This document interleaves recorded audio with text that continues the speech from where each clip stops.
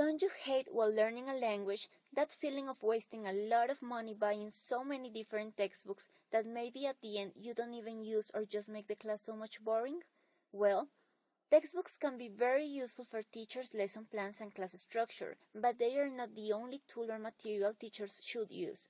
The truth is that everything used in the class that helps students to approach to the language can be called a teaching material. Textbooks can be great guides to know the different topics learners need to study in each level, but they should be selected depending on the specific needs of the students and supported by other creative materials and activities designed by the teachers. This is the topic I want to analyze, but let's talk first about the institution. The Emilio Valenzuela School is a Catholic non-profit foundation created by some priests who look forward to educate the students under the gospel principles. Over a year ago, the school decided to buy their female neighbor school, and as a result, they started implementing co-education for every grade. They are against the common individualist formation and are continually working to instill kindness, civism, respect, trustiness, responsibility, and justice. Their mission? To form students integrally and help them transform reality based on the dialogue and the truth.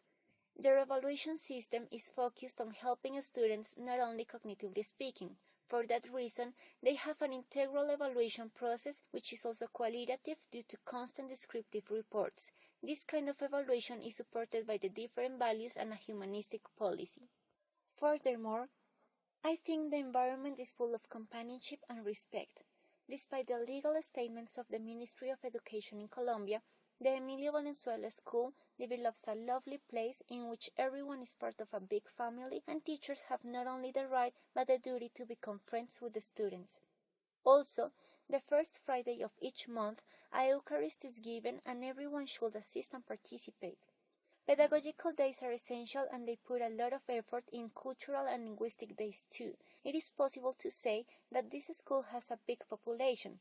Each grade doesn't have less than 5 classes, each one from 18 to 25 students approximately. From all of these people, just close to a 10% is formed by girls. Clearly, the fact that in its origins this was a male school and that now there are still too many boys in comparison to girls makes some type of male chauvinism behaviors from the directives and the general decisions taken to be reflected.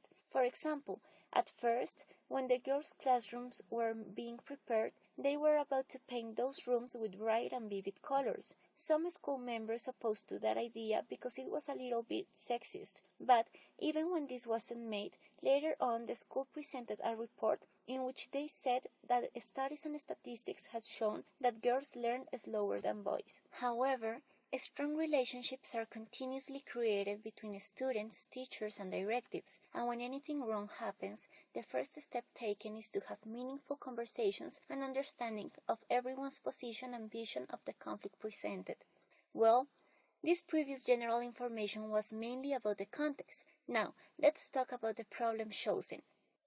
There were different problems which caught my attention, but the one that I selected is about the materials that are used.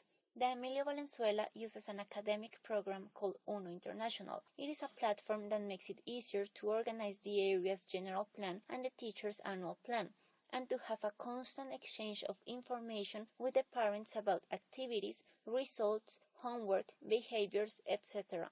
I have observed that they have a strong lesson plan and different technologic aids. An example is that all the teachers have their own iPad and many more to share with the students. UNO International also includes one design book for each grade and one for the teacher.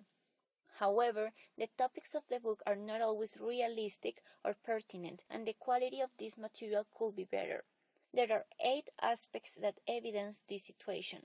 First, the book manages basic topics such as food, clothes, health, etc., but it is not upgraded with today's habits and concepts. Second, when using the book, kids get bored in class. Third, every topic is too long. 5th graders have seen healthy food topic for 3 weeks. 4. There are spelling and pronunciation mistakes in the writing part and the audios. 5th, not every kid can afford it. 6th, some of the activities of the student's book have already the answers. 7. There is not always perfect coherence between the teacher's and the student's book in terms of pages and answers. And finally, in a teacher's meeting, they all mention all of these flaws and the discontent with it. So, for all of this, my research question is, how is UNO International material reflecting its communicative approach and affecting the student's learning process? As UNO International is based on constructivism and the communicative approach, it is necessary to analyze the evidences under this theory. In their document ELT Materials, the Key to Fostering Effective Teaching and Learning Settings, María Fernanda Telles and Astrid Núñez mention that there is no complete textbook that fulfills both learners' and teachers' expectations, and that every material should include students' voices in order to update teaching materials in terms of the way learners would like to learn and what they need to learn in today's increasingly globalized world. What is seen in the school is that the teachers are told to base their classes 100% in the book, and they have to prove that each week the correspondent unit and topics are done. Also, when studying the book's theory and purposes, I found that it contains 5 transdisciplinary themes, all of them related to affection, social behavior, and global knowledge. These transdisciplinary themes should be adapted to the student's context. However, I noticed that the academic and formal topics predominate along the whole book and that its purpose can be completely accomplished because the content was created for the American context and some topics are not updated to today's reality. Another statement of these two authors is that students learn at different speeds and succeed in different things. For that reason, it is essential for the teacher to try keeping a balance among students' language learning needs, preferences, motivations, and institutional policies. Also, the effectiveness of a material depends on how meaningful, relevant, and motivating it is for the learners. In the theory, UNO International affirms to have topics around learning to know, learning to do, learning to be, learning to live together, and learning to transform oneself and society. It also claims to use methods based on the multiple intelligences approach and the differentiating instruction approach. What really happens in the learning process of the students of this school is that the book doesn't really differentiate the needs and learning styles of each student, and as topics are not completely contextualized, the kids most of the time don't feel motivated. Furthermore, there is no exercise, topic, or instruction that is adequate for handicapped kids and the different physical and mental conditions presented on the institution. What Telles and Núñez also say is that whatever the material is, it needs to foster learning activities to improve self-esteem and lower anxiety. The students should end up motivated and engaged in a comfortable, warm-hearted, and challenging atmosphere. This happens for 5th graders. The teacher knows how to handle the material so that kids don't lose their excitement. Brian Tomlinson, in his book Materials Development in Language Teaching, affirms that the communicative competence is primarily achieved as a result of implicit procedural learning. UNO International itself tries to do it that way, but this material was created for bilingual students, so when implementing it for children that are learning English as a foreign language and not as a second one, it ends up being a little complex and more challenging than what it should be. Finally, Jack Richards affirms that task-based materials are typically in the form of one-of-a-kind item.